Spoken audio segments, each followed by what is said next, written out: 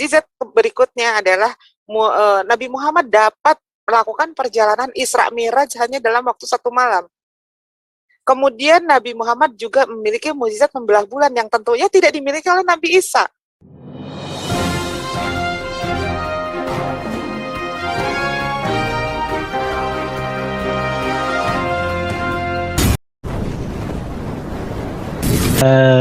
Saya mau memberikan pertanyaan lanjutan.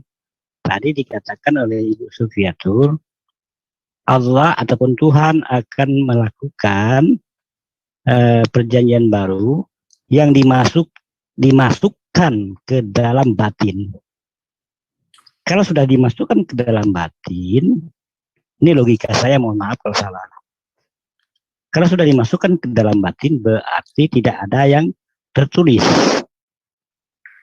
Itu analoginya dan logikanya. Itu yang pertama. Pertanyaan yang kedua,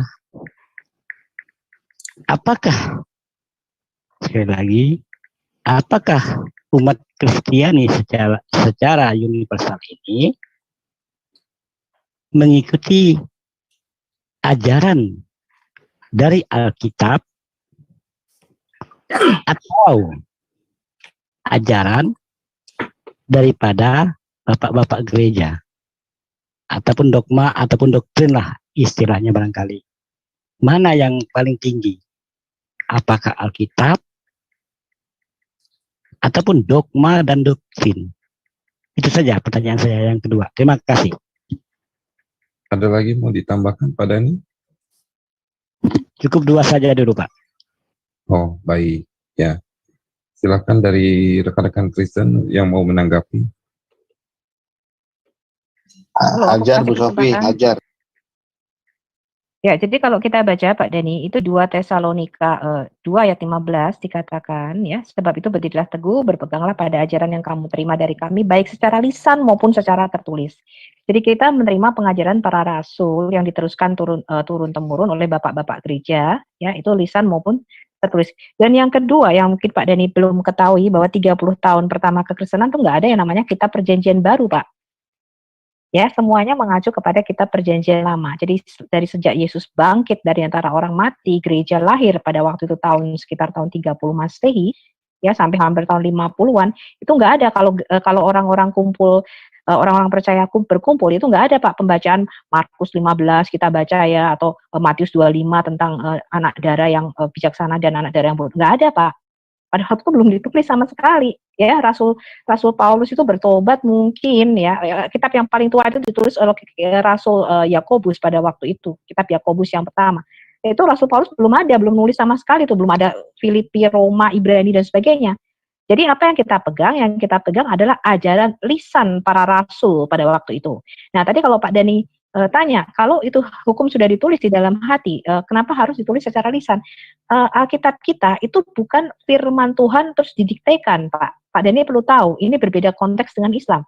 Yang namanya Matius, Markus, sampai Lukas, seluruh Alkitab mulai dari kitab Taurat Musa sampai kitab Wahyu, itu merupakan saksi, Pak. Jadi bagaimana Musa menulis, ini loh, Allah menyertai bangsa Israel pada waktu itu. Bagaimana Allah ketemu dengan dia, membebaskan bangsa Israel dari perbudakan. Itu ditulis, Pak. Itu kesaksian orang yang berjalan bersama dengan Tuhan. Ya, kemudian para nabi menulis, Yesaya menulis bagaimana pada waktu itu bangsa Israel, ya, Tuhan masih menyertai. Jatuh bangunnya bangsa Israel ini ditulis. Ini merupakan kesaksian perjalanan hidup. Bukan firman Tuhan yang didiktekan, bukan. Makanya dikatakan kitab Nabi Yesaya, artinya kitab yang ditulis oleh Nabi Yesaya. Ya, kemudian perjanjian baru Matius, Markus, Lukas itu menulis kesaksian mereka tentang sang firman hidup.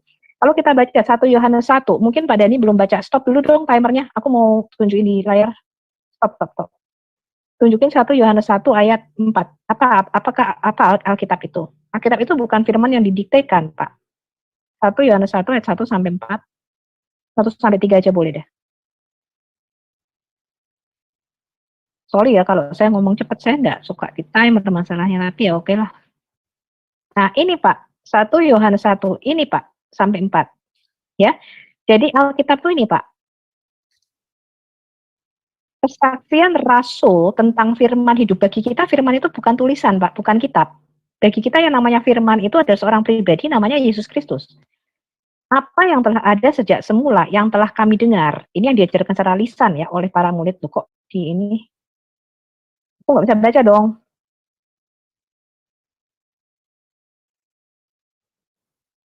Apa yang telah ada sejak semula, yang telah kami dengar, yang telah kami lihat dengan mata kami, yang telah kami saksikan dan yang telah kami raba dengan tangan kami tentang siapa? Sang firman hidup. Itulah yang kami tuliskan kepada kamu. Hidup itu telah dinyatakan dan kami telah melihatnya. Dan sekarang kami bersaksi dan memberitakan kepada kamu tentang siapa? Tentang hidup kekal yang ada bersama-sama dengan Bapa dan yang telah dinyatakan kepada kami. Turun lagi. Apa yang telah kami lihat dan yang telah kami dengar itu yang kami beritakan, yang kami tulis. Supaya apa? Dalam persekutuan kami adalah persekutuan dengan Bapa dan dengan anaknya Yesus Kristus. Jadi firman itu bagi kita adalah seorang pribadi, bukan kitab.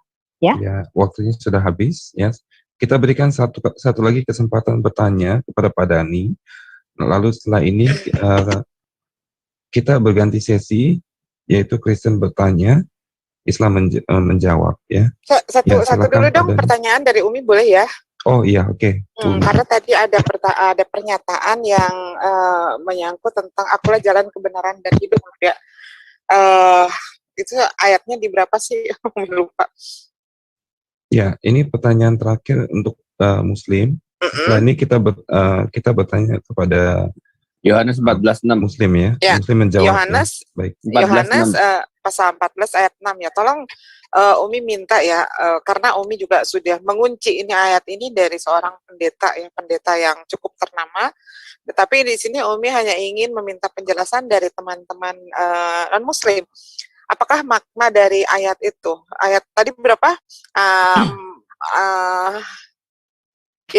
Yohanes 14 ayat 6 ya. 14 ayat 6. Kata Yesus kepadanya, akulah jalan kebenaran dan hidup. Tidak ada seorang pun yang datang kepada Bapa kalau tidak melalui aku. Ini mohon dikebawahkan dulu yang birunya, ini perkataan Yesus atau bukan? Sebentar. Perkataan Yesus kan, ya. Karena di sini tertulis warna merah ya. Umi minta tolong nih teman-teman menjelaskan ini, karena ini kadang-kadang dari teman-teman Kristen sendiri selalu menggunakan ayat ini terjadi arogansi keagamaan ya, bahwa jika tidak ada yang mengaku Yesus sebagai Tuhan, maka kalian tidak akan memperoleh keselamatan, bahkan kalian tidak akan masuk neraka. Nah itu mohon diperjelas nih ayat ini. Silakan, boleh ada Bu Uti ya? Iya, ada. Silakan, boleh Bu Uti, boleh Ibu Sopiatul atau siapapun. Ini mohon diperjelas tentang ayat ini. Ya. Boleh saya? Boleh saya. Ini sudah cukup ya, silakan Bu. Waktunya kan masih ada. Mohon maaf Pak moderator. Kan waktunya tadi masih 1 menit. Mohon maaf Pak Dhani, ini tadi waktunya Bu Bu Umi yang bertanya. Takutnya terlalu banyak pertanyaan, nanti jadi kemana-mana gitu Pak. Ya. Satu aja pertanyaan saya. Ya udah, nanti dikasih satu kali lagi tadi. Oke, makasih beri kesempatan saya. Saya hanya bertanya, secara ilmuwan, apakah kesaksian itu memiliki distorsi yang besar tidak? Terima kasih. Oke. Ya, silakan Bu Uti. Ya, terima kasih Bu Dini ya. Ini memang pertanyaan yang sudah basi banget ya, udah sering sekali ya, bahkan ini merupakan pertanyaan jargon gitu ya.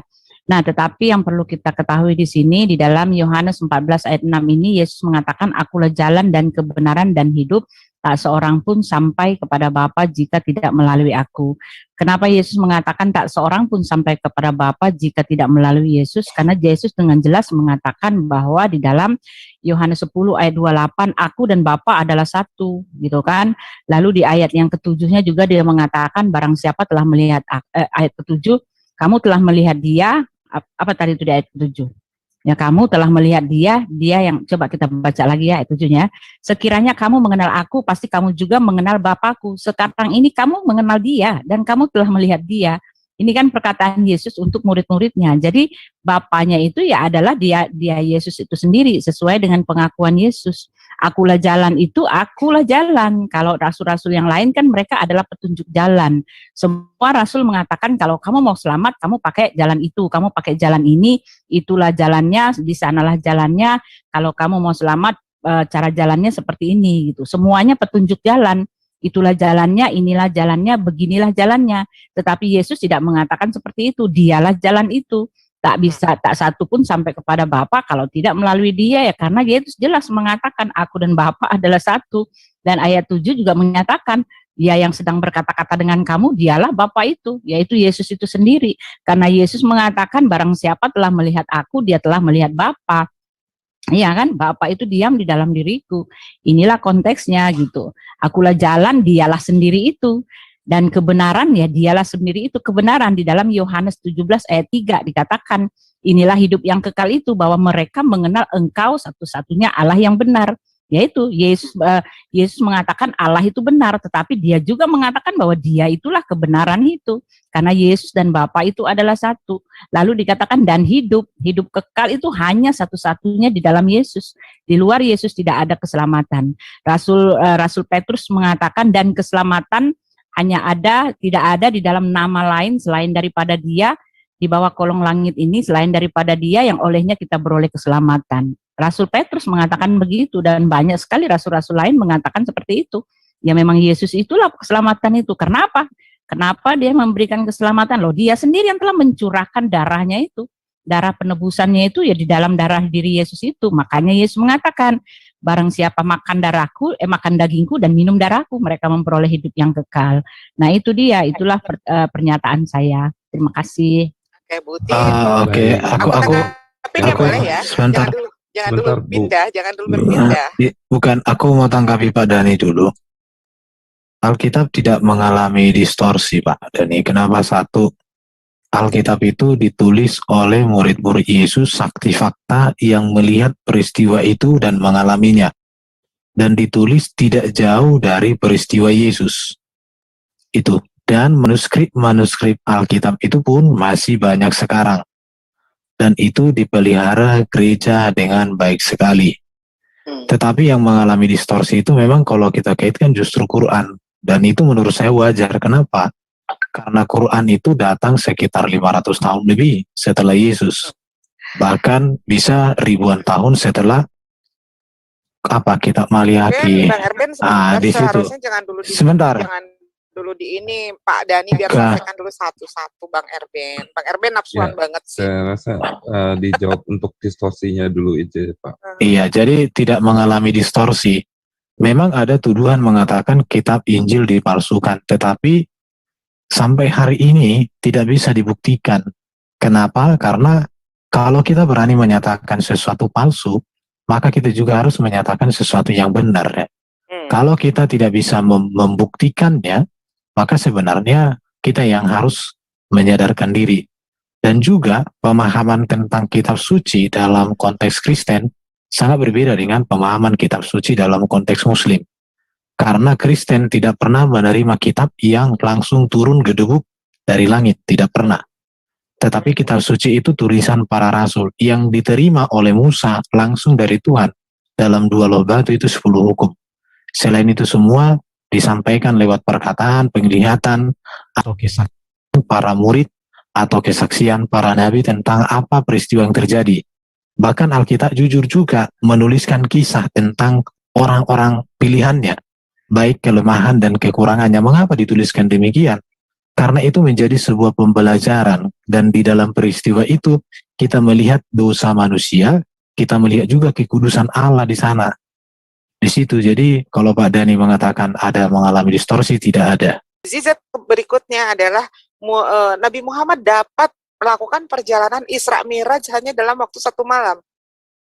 Kemudian Nabi Muhammad juga memiliki mukjizat membelah bulan yang tentunya tidak dimiliki oleh Nabi Isa. Begitu. Dan yang bisa membangkitkan orang hidup, mukjizat yang bisa membangkitkan orang hidup tidak hanya kepada Nabi Muhammad, tapi ada beberapa nabi lain seperti itu. Jadi ini berkaitan dengan mukjizat ya. Surat Al-Maidah ayat 110 itu berkaitan dengan mukjizat. Bahwa betul apa yang dikatakan Arumi, Nabi Isa mempunyai mukjizat menyembuhkan orang sakit, menghidupkan orang yang sudah mati, menciptakan burung, itu adalah betul. Itu adalah mukjizat. Begitu pula dengan Rasulullah mendapat mukjizat yang diantaranya bisa melakukan Isra Miraj dalam waktu 1 malam. Dari langit pertama sampai dengan langit ke-7 hanya waktu dalam 1 malam. Kemudian Nabi Muhammad juga memiliki mukjizat bulan yang tidak dimiliki oleh Isa. yang tidak dimiliki oleh nabi-nabi lain, begitu ya? Ya, Ya, ini selain- babak kedua, pertanyaan terakhir. Setelah ya, itu babak ketiga. Ya, silakan Bu Uti. Saya sih sebetulnya nggak bertanya ya, tetapi di dalam pernyataan saya sebetulnya mau mengungkapkan keanehan aja gitu. Nah setelah itu saya bertanya ya, tadi kan bicara tentang mujizat, katanya Muhammad mempunyai mujizat yang spektakuler, membelah bulan, lalu naik ke langit ke-7 gitu dalam satu hari, lalu apalagi tadi dikatakan mujizatnya Al-Quran. Tetapi menurut saya perkataan dari Pak Dhani dan Bu Dini itu bertentangan dan kontradiksi dengan pernyataan dari Nabi sendiri ya, yang setahu saya di dalam hadis sahih Muslim 162 dari Anasra, katanya seorang laki-laki bertanya kepada Rasulullah SAW, Rasulullah, di mana tempat bapakku? Oh, sorry. Apa soal mujizat tadi, sorry, salah baca. Ya, di Al-Ankabut 29 ayat 50 itu ya. Dan orang-orang kafir Mekah berkata, mengapa tidak diturunkan kepadanya mujizat dari Tuhannya? Nah, jelas kan? Sebetulnya sudah menjadi pertanyaan para orang-orang, kenapa Nabi tidak punya mujizat? Katakanlah sesungguhnya mujizat itu terserah kepada Allah, dan sesungguhnya aku hanya seorang pemberi peringatan yang nyata. Jadi Nabi sudah mengkonfirmasikan dia hanya seorang pemberi peringatan gitu. Jadi ini agak kontradiksi gitu loh. Lalu mengenai membelah bulan, lalu membelah bulan, lalu naik ke sorga, ke langit ke-7 itu kan Ke kalau menurut Sidratul saya, Muntaha, ya. ya itu menurut saya kan tidak terbukti kebenarannya, sama sekali tidak bisa dibuktikan, hanya imani kalau menurut saya, karena tidak ada tanda-tanda, tidak ada yang memberikan penjelasan ya, baik dari NASA atau baik dari orang-orang sendiri ya yang pernah membuktikan bahwa burak itu ada, lalu pernah membuktikan bahwa bulan itu pernah terbelah gitu. Lalu dikatakan juga, satu lagi, Al-Quran itu katanya merupakan mujizat. Sekarang mujizat apa yang, pertanyaan saya, mujizat apa yang dimiliki oleh Al-Quran ketika isi-isinya itu hanya mengambil referensi dari Alkitab. Ya, gitu waktunya sudah habis ya. Itu aja. Silakan. Mujizat yang seperti apa ketika Sekarang, referensinya itu diambil dari Alkitab gitu. Ya, silakan. Makasih. Waktunya sekarang Muslim untuk menjawab. Ya. Oke, aku dulu ya seperti biasa. Ibu Uti tadi membacakan Al-Ankabut 50 ya Bu Uti, tapi di sana lupa. Ini adalah pertanyaan orang-orang kafir dan musyrik.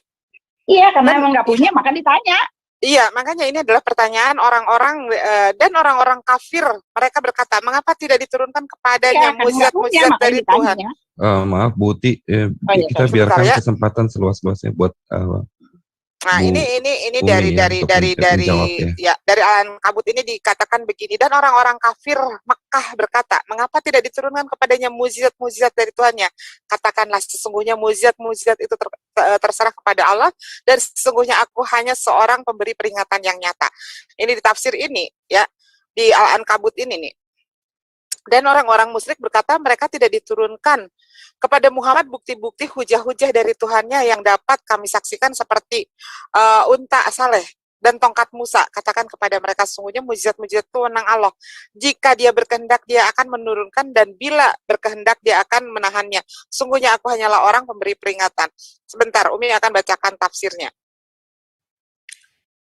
Nah, ini orang-orang kafir Mekah, mengapa tidak diturunkan kepadanya mujizat? Itu kan pertanyaan seperti mujizat-mujizat Musa. Katakanlah, sesungguhnya aku hanya seorang pemberi peringatan.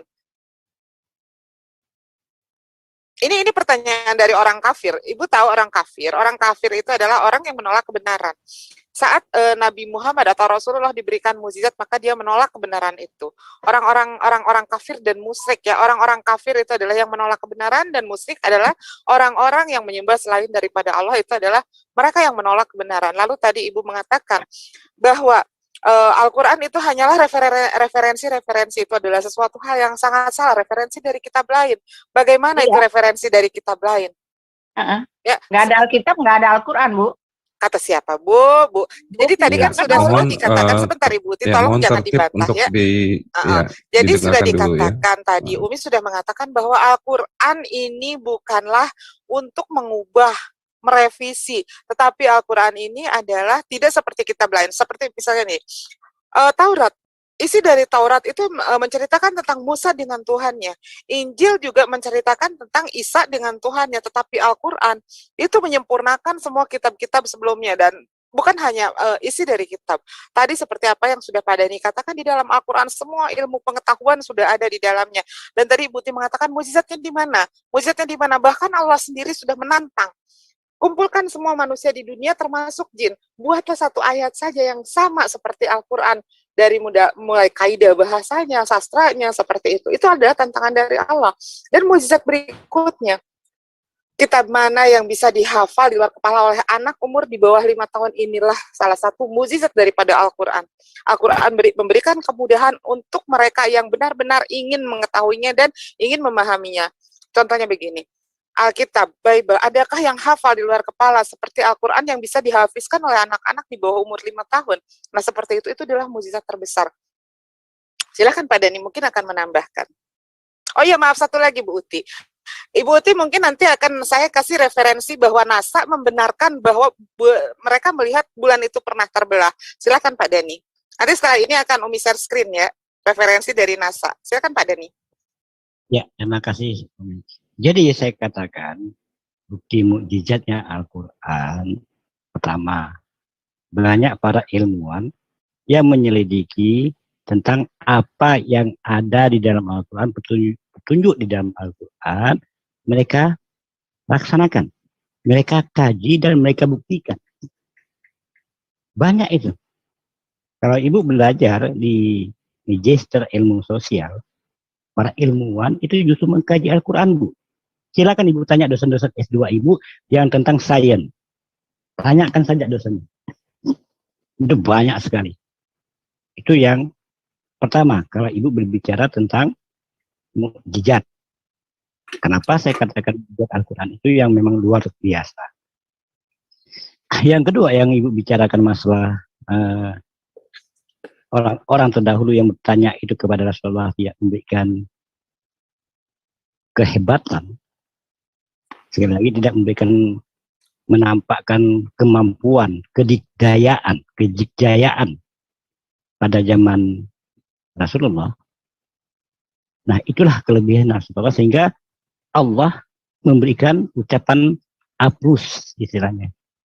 Makanya Allah itu berselawat. Selawat itu artinya memberikan apresiasi ataupun aplus lah ya bahasa kita, memberikan penghormatan kepada Rasulullah tentang keberhasilannya di dalam memberikan pemahaman pemikiran.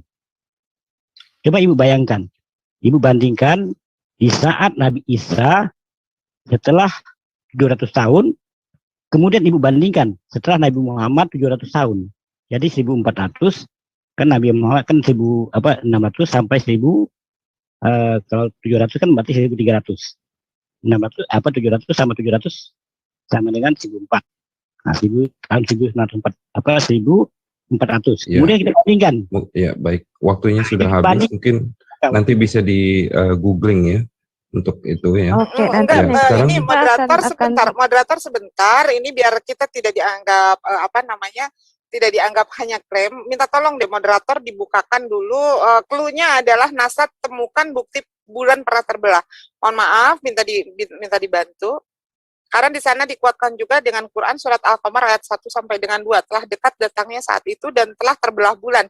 Dan jika mereka orang-orang musyrikin melihat suatu tanda mukjizat, mereka berpaling dan berkata ini adalah sihir yang terus-menerus. Minta tolong. Ini buat meyakinkan Ibu Uti saja. Dari Bu Umi bisa memberikan. Nanti gini aja, teman-teman catat bisa validasi sendiri di grup. Tapi ini waktu kan berjalan udah malam, jadi lanjut dulu ke putaran ketiga. Bang Edo, ini supaya jelas aja, nggak apa-apa, cuman dibukain aja, atau mohon dibuka share screen-nya, bisa nggak? Oh, share screen bisa. Atau mau dibantu deh Bang Edo, bukakan clue-nya aja. Tahu saya NASA justru menolak itu, Bu. Makanya kita buktikan. Nah, ini iya kita buktikan. Saya udah baca itu kok, Bu. Oke, kita buktikan menolak apa iya. Tolong dibuka aja dulu Bang Edo, supaya kita umat muslim di sini tidak dianggap Buka aja.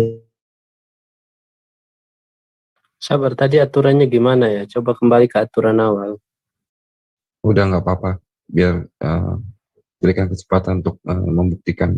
Ya, boleh minta dibantu bisa nggak? Clue-nya NASA temukan bukti bulan pernah terbelah. Bang Edo mungkin atau siapa Enggak, ini? Mungkin Ibu Umi bisa bisa ya, udah link. bisa ya? Ya. Oke, bentar. Bentar ya, Umi buka dulu.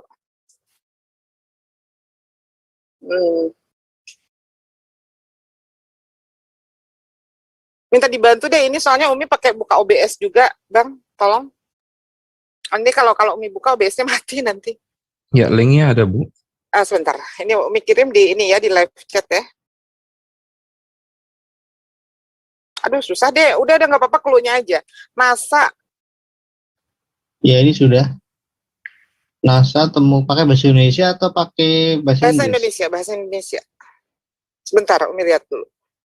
NASA temukan bukti bulan terbelah. Ini rata-rata situs berita sih. Ya, NASA temukan bukti bulan pernah terbelah. Amalia, itu yang Amalia, coba. Oh, kalau bisa yang dari NASA, Bu. Nih, temukan udah. Nah, itu silakan buka. Ini bertentangan dengan yang di NASA yang Wikipedia. asli saja. Apakah benar ini pernyataan NASA? Karena NASA, setahu saya memang tidak pernah mengeluarkan. Ya, udah nggak apa-apa Bu Dini, nggak usah diundukin. Saya udah ini, udah dengar, udah tangkap maksudnya. Pokoknya kata Bu Dini mau, ya sudah tangkap maksudnya. Ya, saya rasa sudah cukup ya. Ya. Jadi Okay. nanti audiens bisa mengkonfirmasi sendiri ya, mencari Jadi memang apa ini namanya adalah sumber-sumber website yang bukan dari NASA sendiri. Ini udah sumber-sumber yang netral gitu ya. Baik. Enggak, gitu. Itu Ibu Dini suruh baca tafsir Ibnu Katsir tentang Al-Qamar ayat 1. Ya, ini kita masuk ke sesi tentang hari ketiga. kiamat. Maaf, ini hari sudah kiamat untuk sih. mempersingkat Ya. waktu ya. Bulan Supaya terbelah ini waktu itu terus tandanya berjalan. sudah dekat hari kiamat, Ibu. Itu puisi sih sebenarnya. Ya, untuk ini waktu terus berjalan. Ya, bulan terbelah itu adalah puisi. Ya, waktu terus berjalan, ini masuk ke babak ketiga, ya. Sekarang giliran Muslim bertanya, Kristen menjawab. Silahkan. Ya, jadi kalau NASA memang mengeluarkan dalil bulan terbelah, ya kita bisa bersyahadat. Ya, silakan Bagus, dari pihak Muslim tadi, Pak Bagus. Ya, timer, ya. Ini Muslim bertanya, sekarang giliran Muslim bertanya, Kristen menjawab. Ya, Umi dulu ya mungkin ya. Ini tadi pernyataan dari Bu Uti itu ya. Jadi kan aku lupa. Oh, tentang aku dan dia adalah satu itu ya. Tentang akulah kebenaran, jalan dan hidup. Tadi Bu Uti mengatakan kalau hanya Yesuslah jalan kebenaran dan hidup. Sementara nabi-nabi yang lain itu bukan, tapi tujuan adalah jalan. Betul. Yesus adalah jalan, bukan tujuan.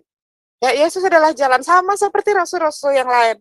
Ya, sama seperti Alfa dan Omega yang lain. Alfa dan Omega ini kembali.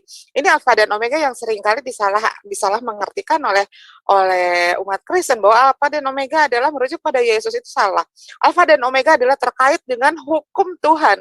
Jadi pada masanya Musa lah yang menerima pengajaran atau menyampaikan pengajaran tentang hukum Tuhan yang Alfa dan Omega, hukum Tuhan yang awal dan yang akhir.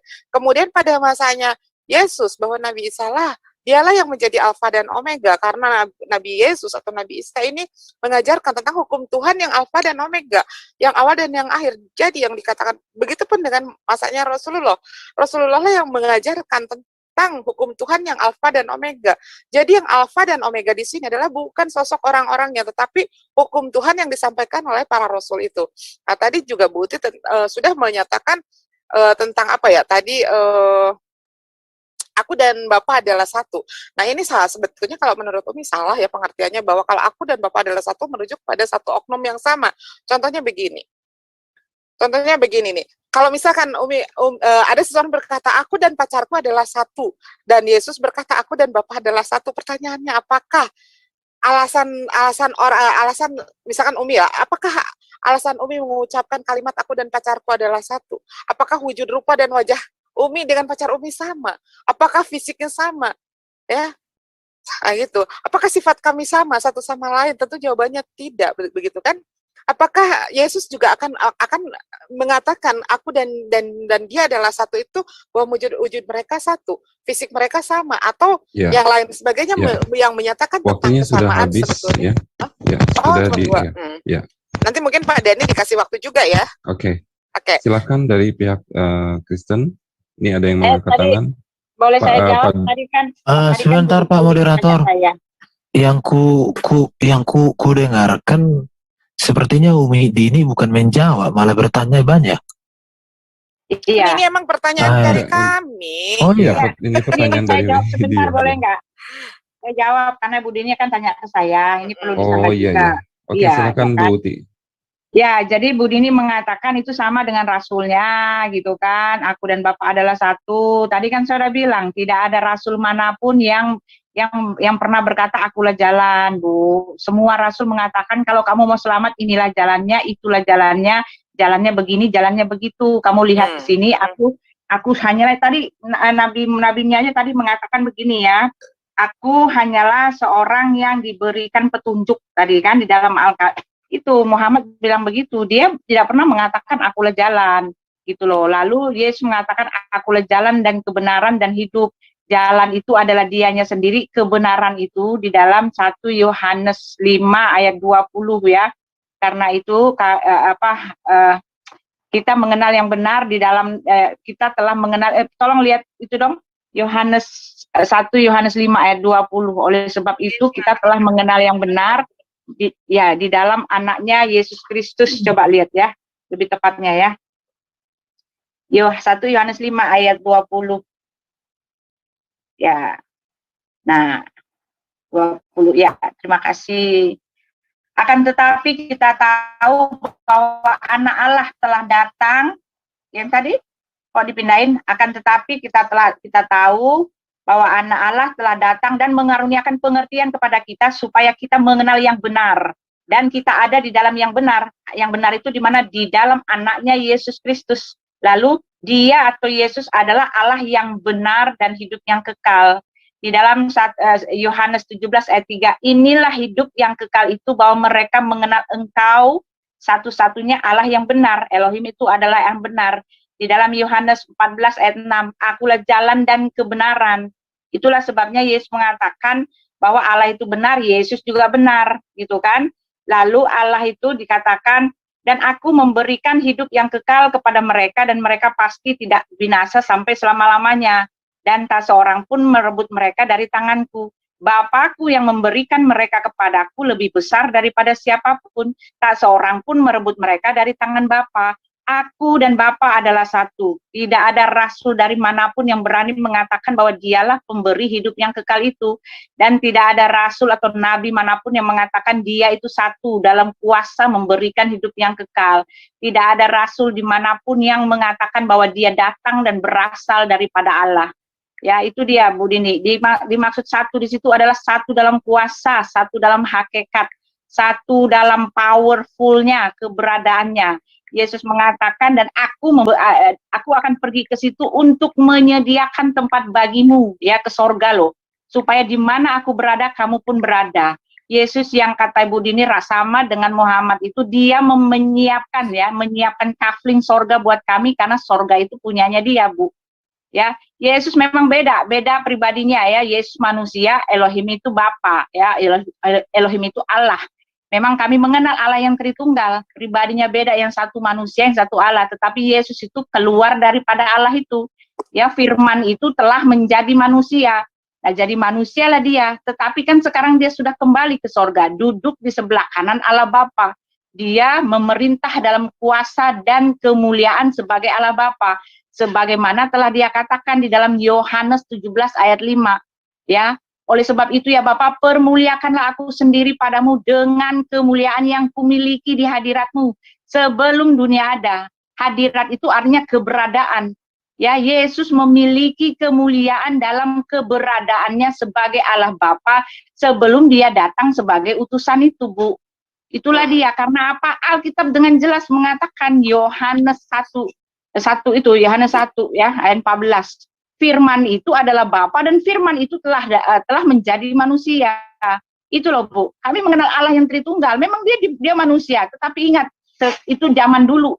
Sekarang dia udah di sorga, Bu. Nah, pertanyaan saya untuk Ibu tadi ya. Di sini satu lagi ya. Di dalam Yunus 20. Nggak ada pertanyaan, Bu. Nggak ada pertanyaan. Ini sudah babak terakhir. Oh. Saya mau nanya itu pertanyaan bagaimana. Justru saya ingin ini Bu, ingin merespon pernyataan dari Ibu Uti. Ibu Uti mengatakan bahwa Yesus sudah menyediakan kapling sorga. Di mana ayatnya Bu? Yang ayat yang Ibu katakan, ya, yang Ibu katakan tadi adalah ayat untuk para murid Yesus. Ibu silakan Bu Umi, baca. silakan biar Bu Uti menjawab selesai dulu ya. Oke. Nanti ada waktu untuk bertanya lagi. Oh ya gini, ya jadi gini ya, Yesus mengatakan Yohanes 14, percayalah kepada Bapa, percayalah juga kepadaku. Di rumah Bapakku banyak tempat tinggal. Aku akan pergi ke situ untuk menyediakan tempat bagimu, supaya di mana aku berada, kamu pun berada. Tak satu pun ada rasul atau nabi yang mengatakan dialah penyedia tempat atau kapling itu buat kami, Bu.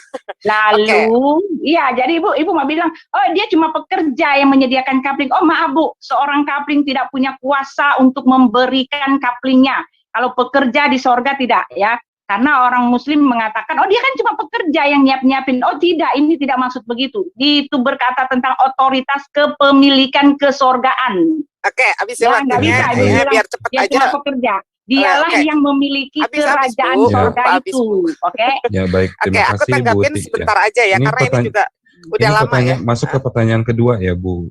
Enggak pertanyaan. Ini Umi akan menanggapi pernyataan. Ini bagian pertanyaan. Jadi biar waktunya tidak terlalu panjang. Ya, jadi tadi yang disebutkan oleh Ibu Uti. Enggak, sebentar. Yang dinyatakan oleh Ibu Uti, Umi tidak pernah mengatakan bahwa Yesus adalah pekerja, bukan. Tapi ayat yang disampaikan oleh Ibu Uti, yang katanya Yesus menyediakan kapling sorga itu bukan untuk kalian, tetapi untuk ke-12 muridnya. Silakan dibuka kitabnya. Bahkan Umi akan mengajak Ibu untuk membaca Lukas pasal 13 ayat 23 dan 24. Silakan. Di mana Yesus mengatakan, waktu kesempatannya untuk bertanya Bu. Ya, di mana Yesus mengatakan, masukilah pintu yang sesak itu karena masuklah melalui pintu yang sesak itu karena lebarlah pintu itu dan luaslah jalan yang menuju kepada kebinasaan dan banyak orang yang masuk melaluinya. Karena sempitlah pintu itu, sesaklah jalan yang menuju kepada kehidupan dan sedikit orang yang dapat mendapatinya. Dan ada orang yang bertanya kepada Yesus nih, Tuhan, sedikit sajakah orang yang diselamatkan? Yesus kepada orang-orang itu di situ berkata, berjuanglah untuk masuk melalui pintu yang sesak itu, sebab aku katakan kepadamu banyak orang yang berusaha masuk ke sana tetapi tidak akan dapat. Nah, ini di dalam Matius ya. Di dalam Matius 7 ayat 21 dan 23 sudah sangat jelas Yesus mengatakan, bukan setiap orang yang berseru kepadaku Tuhan, Tuhan akan masuk ke dalam kerajaan sorga, melainkan dia yang melakukan kehendak Bapa. Nah, itu kan.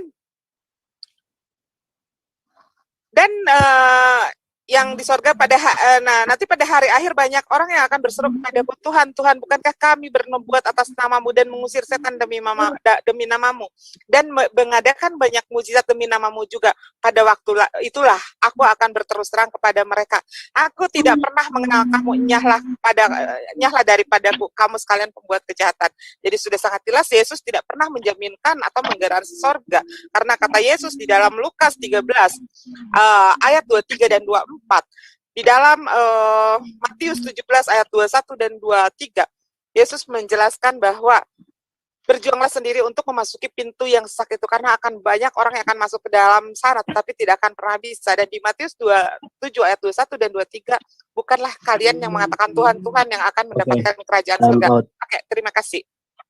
Baik, terima kasih. Ya, saya jawab ya. Ya, oke, silakan. Iya, Ibu Dini. Lain kali kalau nyomot ayat lihat konteksnya Bu. Saya hanya menjawab yang tentang kehendak Bapak ya. Kalau Ibu Dini lihat konteksnya itu bicara tentang nabi-nabi palsu. Ya, itu bicara tentang nabi-nabi palsu Bu. Jadi Anda salah. Kalau Anda bertanya apa sih kehendak Bapak, silakan Anda buka Yohanes 6 38 sampai 40. Kehendak Bapak itu seperti apa? Apa saya mau bacain? Silakan. Saya bacain deh ya. Ada yang bisa bukain nggak? Baca aja.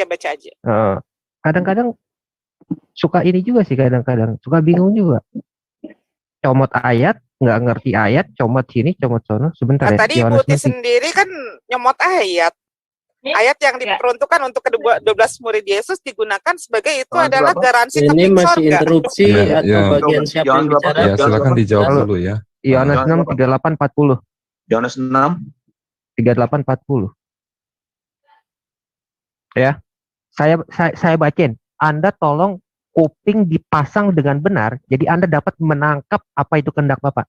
Kehendak Bapak cuma Jangan satu. ada kata-kata gitu, bro. Gak enak. Ya. Saya juga Ya. kalau bisa kan berkata demikian, Iya. saya juga akan bisa berkata demikian ya. Dari Oke. tadi kalian juga cuma Interupsinya, ngomong tolong demikian. interupsinya Sebab, saat yang lain ya, berbicara. Saya bacain Yohanes 6:38 ya.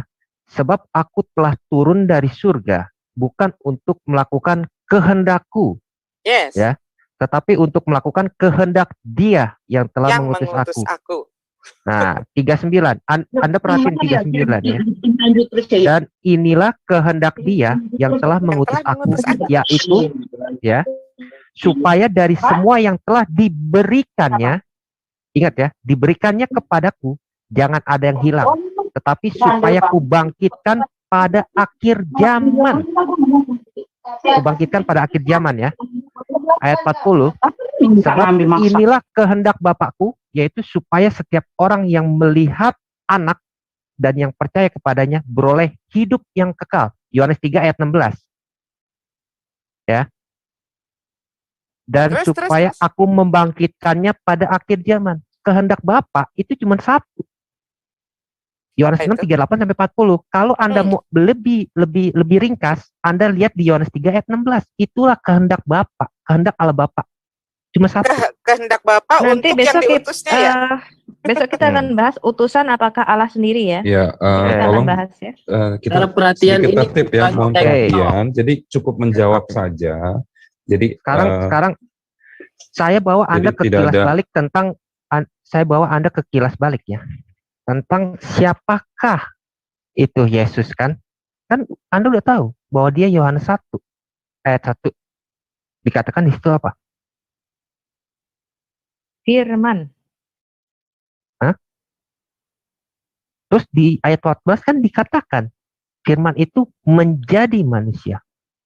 Insars, daging. Kalau bahasa Yunaninya. Ya, jadi kesatuannya Yesus dengan Allah tadi yang katakan aku dan Bapa adalah satu, itu bukan satu wujud satu rupa. Kesatuannya karena dia firman Allah yang ada di dalam Allah. Sama seperti firman saya, ya satu dengan saya. Betul. Karena bukan Kalau berarti Anda mereka baca, punya wujud yang sama. Ya.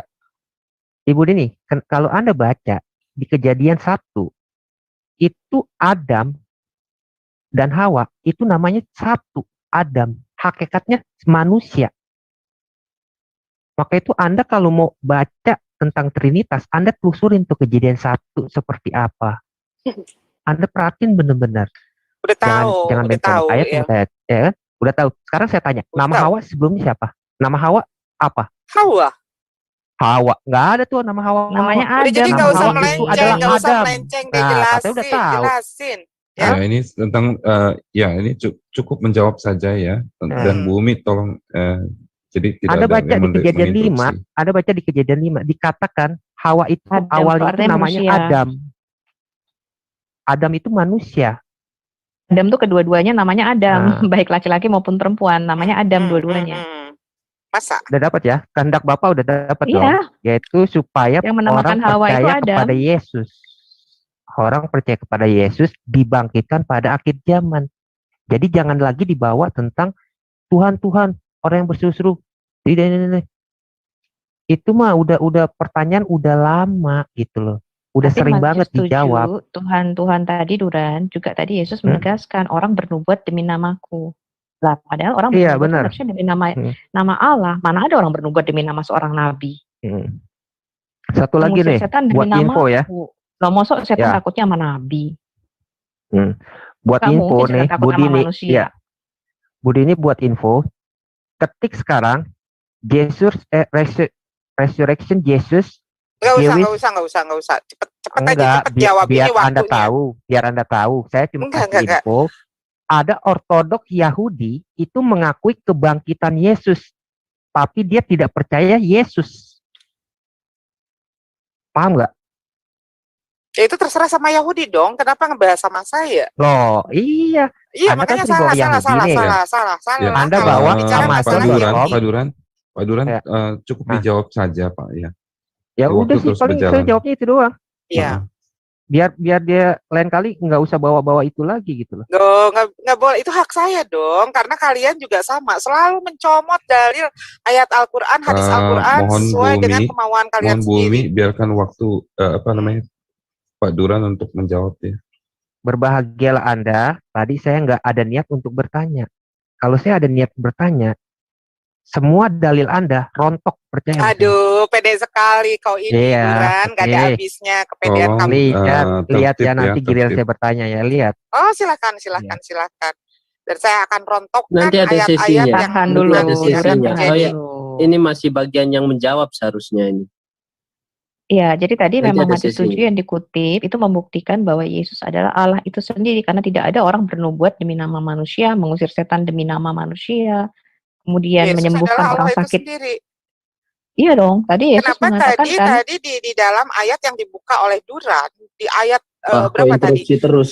Ah, Ini udah itu sesinya siapa ini? Tolong Ya, perhatikan Yesus waktunya ya. utusan, Aduh, Yesus Minta waktu utusan. dari siapa? Baik, Tolong, baik. ayo. Yesus utusan itu nanti kita Tolonglah. bahas besok. Ya. Ya, Begini. oke. Yesus Ini adalah utusan, apakah dia Tuhan? Nanti kita akan bahas besok. Kita akan bedah dari kitab siap. Perjanjian Lama ya.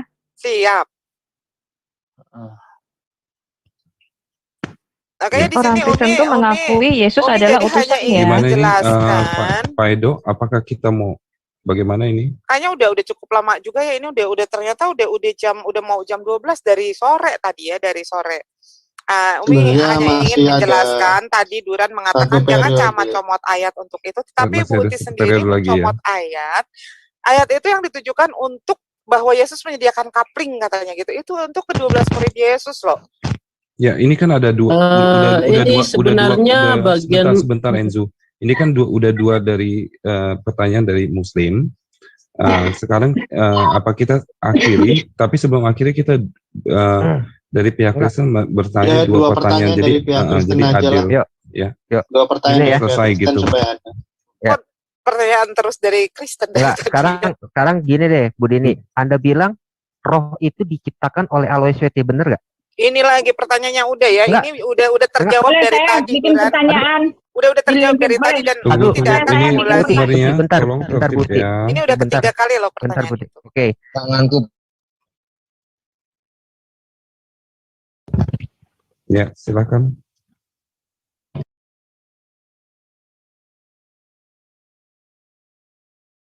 Jadi pertanyaannya jangan yang itu lagi. Ini udah ketiga kali dan kita juga bosen menjawab dan bosan mendengar tentang roh itu diciptakan atau Baik, ya, Bu. yang lain aja. Jadi Silakan. dua pertanyaan lagi selesai ya. Saya bisa bertanya. Ya Pak Bagus, silakan. Oh, saya dulu angkat tangan ini. Enggak boleh dah. Domba ngalah sama Udah ini cepetan, udah capek nih, Umi udah mau istirahat nih. Abis aku baru domba kecil ya. Oke. Gini Bu, pertanyaan saya simpel. Kan di dalam Quran kan Iya. di hadis itu ya, ada istilah jin kafir, jin Islam, jin Muslim kan itu. Iya. Nah, lalu Nabi itu kan bisa memuslimkan jin ya, kalau saya tidak salah ya. Ayatnya apa Pak? Nah, saya lupa di mana. Mungkin Ibu lebih hafal dari saya. Nah, Nabi bisa memuslimkan jin. Iya, kan bisa jin itu kan ada yang muslim, ada yang kafir kan gitu tuh. Benar Bu? Iya.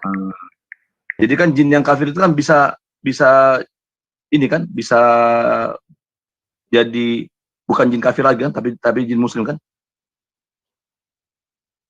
Iya. Nah, pertanyaan saya, apa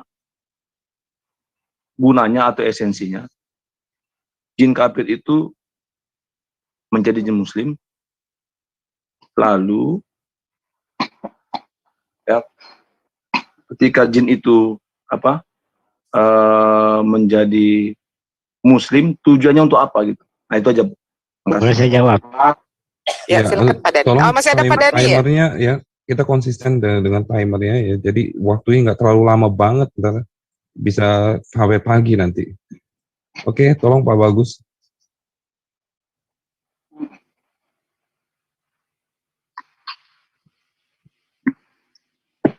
Oke, sudah. Boleh saya jawab? Ya, silakan. Jadi di dalam Al-Quran jelas mengatakan minal jinnati wan nas. jin dan manusia. Ya, di ayat yang lain Allah juga mengatakan ma khalaqtul jinna wal insa. Tidaklah aku ciptakan jin dan manusia. Berarti indikasinya adalah jin dan manusia itu memiliki banyak persamaan sifatnya. Maka manusia ada yang kafir, ada yang tidak kafir. Ada yang baik, ada yang buruk. Itulah manusia. Untuk menggambarkan itu, maka Allah juga mengatakan jin juga sama. Ada yang baik, ada yang jahat. Ada yang kafir, ada yang beriman. Sama persis seperti manusia. Itulah kelakuan jin dan manusia. Makanya Allah katakan dalam Al-Quran, minal jinnati wan nas. Jin dan manusia. Wa ma khalaqtul jinna wal insa. Tidak aku ciptakan jin dan manusia. Jadi sama karakter. Karakter jin dan karakter manusia memiliki persamaan. Makanya jin itu ada kafir, ada yang beriman. Manusia juga begitu. Ada yang kafir, ada yang beriman. Ada yang baik, ada yang jahat. Jin juga demikian. Ada yang baik, ada yang jahat. Nah, untuk mendakwahkan jin ini, ternyata Rasulullah mampu menyampaikannya karena dia sudah menjadi orang yang kasyaf, karena seorang nabi. Bukan cuma Rasulullah, para ulama juga sanggup. Sekali lagi ya saya sampaikan, sering saya sampaikan ini. Para ulama yang sudah kasyaf itu sanggup memasuki alam jin. Kalau Anda ingin tahu, banyak ulama yang sudah masuk ke alam jin. Kalau Anda ingin belajar, boleh dengan saya juga bisa. Gampang sekali. Oke, itu barangkali Umi Dini bisa menambahkan, silakan. Pak Dani, tadi kan pertanyaan saya ini. Jin itu golongannya apa, Pak? Terus juga apa gunanya gitu jin itu menjadi muslim gitu? Ya, silakan dari Bu Umi. Oke, sebentar ya, itu ada di dalam Quran surat Az-Zariyat ya, ayat ke-56. Aku tidak menciptakan jin dan manusia melainkan agar mereka beribadah kepadaku. Aku tidak menciptakan jin dan manusia untuk kebaikanku sendiri. Aku tidak menciptakan mereka melainkan agar tujuan hidup mereka adalah beribadah kepadaku, dan itu karena itu ibadah itu pasti bermanfaat bagi mereka. Jadi sudah sangat jelas ya bahwa Allah tidak semata-mata menciptakan jin dan manusia hanya untuk beribadah. Itu adalah termasuk jika jin ini sama persis dengan manusia, sifatnya seperti apa yang tadi Pak Dani katakan.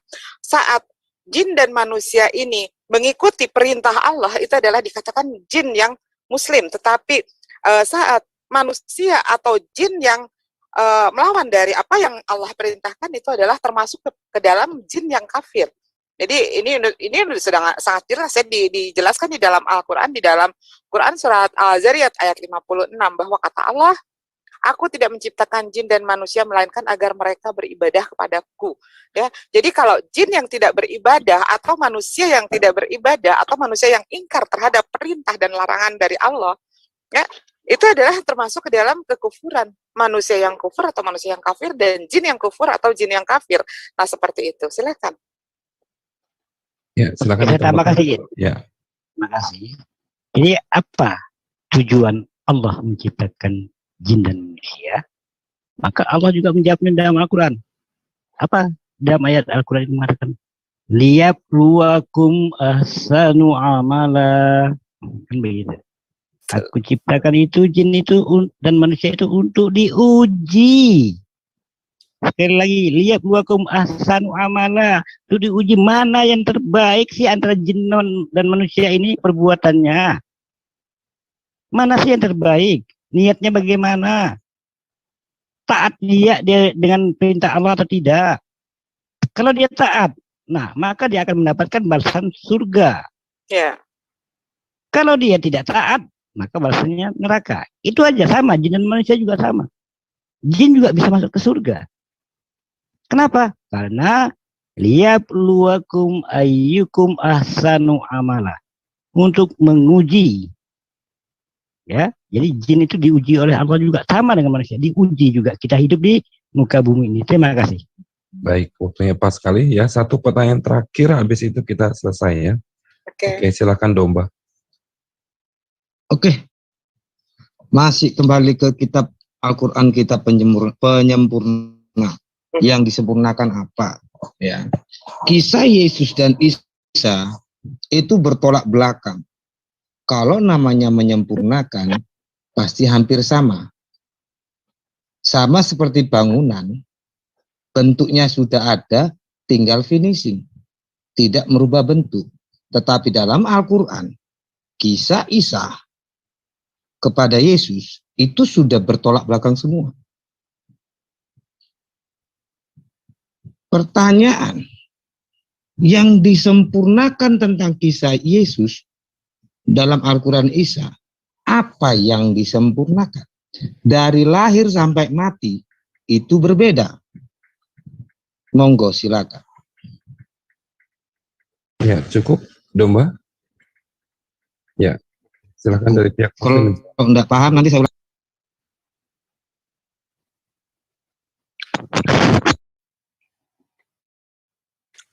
Atau siapa? Ya, silakan Pak Dhani. Enggak mungkin Umi Dini mau jawabnya, silakan. Gitu ya. Juga kan gampang jawabnya. Ya, tadi maksudnya mengalah kepada yang lebih tua dulu ya. Silakan Bu Umi. Apa yang disempurnakan di dalam Al-Quran? Jadi begini ya. Apa yang disempurnakan di dalam Al-Quran, Umi akan jawab. Tadi sebetulnya Umi sudah secara sekilas sudah menjelaskan ya. Taurat itu adalah kitab yang sempurna pada masanya.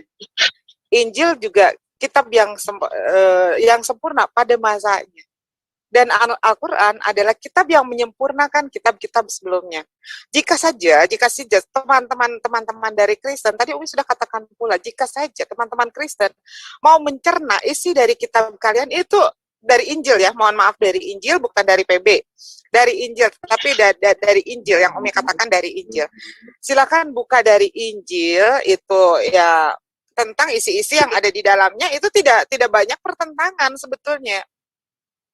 Contohnya, apa yang seringkali dibantah oleh umat Kristen tentang Yesus menikah.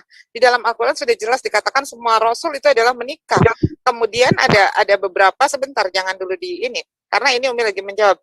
Kemudian Yesus menikah, itu justru Umi temukan banyak ayat-ayatnya justru di dalam Injil. Begitu ya. Selain daripada bukti material, Umi juga menemukan ayat-ayat yang memprediksi bahwa ini adalah pernikahan Yesus, pernikahan seorang bangsawan Yahudi, di mana di situ ada seorang perempuan yang mengurapkan minyak nawastu ke kepala Yesus, kemudian ke kaki Yesus dan mencium kaki Yesus. Itu adalah suatu proses pernikahan di dalam adat bangsawan Yahudi. Kemudian Yesus tidak. Nah, ini kan, kalau orang yang tidak menerima seperti ini. Kemudian tentang Yesus. Biar berikan waktu untuk menjawab dulu ya. Tentang Yesus di dalam Al-Quran dikatakan tidak mati di salib. Nah, Umi juga lebih banyak menemukan ayat-ayat itu di dalam Injil. Begitu. Jadi seperti itu. Sebenarnya teman-teman ini tidak. Maaf, Bu Uti ada feedback. Punya aku ada feedback. Udah lanjut. Ya, jadi sebetulnya kalau misalkan teman-teman mau menganalisa dari satu ayat ke ayat yang lain, aduh kenapa feedback ya? Ini sebetulnya tidak banyak pertentangan, tidak ada pertentangan. Justru Al-Quran ini merangkum tentang peristiwa-peristiwa yang di dalam Taurat itu hanya menceritakan, ada kitab yang sempurna menceritakan tentang Nabi Musa dan Tuhannya. Tapi pada masanya Nabi Musa, begitupun dengan Injil. Injil isinya menceritakan hanya Nabi Isa dengan Tuhannya. Pada masanya Nabi Isa adalah kitab yang sempurna. Begitupun ini sambil menunggu turunnya kitab suci yang terakhir sebagai kitab suci penyempurna.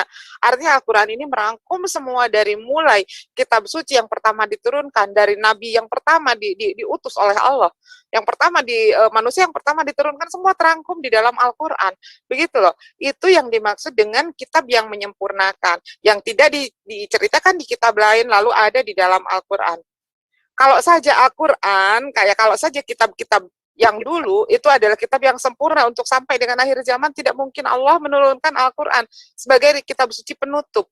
Begitu. Silakan Pak Dhani. Ya, terima kasih. Jadi tadi sudah kita jelaskan, kitab-kitab sebelum Rasulullah, kitab-kitab Nabi sebelum Rasulullah itu seperti ibaratkan mata rantai, selalu berkesinambungan. Itu yang pertama. Kemudian faktanya sekarang kenapa berbeda? Kan itu pertanyaannya. Jawabannya juga ada di dalam Al-Quran. Apa jawaban yang di dalam Al-Quran? Allah katakan mereka itu selalu merubah-rubah dengan tangannya sendiri. Mampukah kita membuktikan perubahan itu? Kita cek. Kita lihat fakta dan data. Bagaimana? Apakah ada perubahan atau tidak? Nggak usah kita jauh-jauh, kita cerna dalam hati kita. Kita buktikan dengan mata kita sendiri. Dengan telinga kita sendiri. Dengan ilmu pendidikan yang kita miliki. Kita kaji. Benarkah apa yang dikatakan Al-Quran bahwasannya kitab-kitab sebelumnya itu telah dirubah-rubah oleh tangannya sendiri? Mari kita lihat. Mari kita pantau. Mari kita telaah. Mari kita teliti. Ternyata terbukti sehingga terjadilah percekcokan dan perbedaan-perbedaan antara satu dengan yang lain. Baik itu dari terjemahan, baik itu dari segi original text, kita juga bingung. Original text yang mana? Apakah Aramaik? Apakah Yunani? Apakah Ibrani? Dari segi ini saja kita sudah menjadi kebingungan untuk mencari original teksnya. Kalau Al-Quran jelas bahasa Arab. Makasih.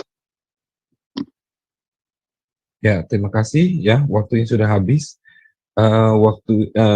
Setelah ini kita akan tutup dulu ya. Mohon maaf jika ada hal-hal yang kurang berkenan ya.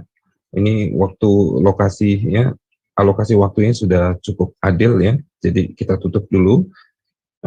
Setelah ini kita akan lanjutkan sesi diskusi bebas namun tanpa live ya. Oke. Terima kasih, Tuhan Yesus memberkati. Terima kasih Pak Dani, Umi Dini. Kalau Ya, masih mau terima di kasih sini buat silakan. teman-teman semua ya. Umi cukup puas ya hari ini dari sore sampai jam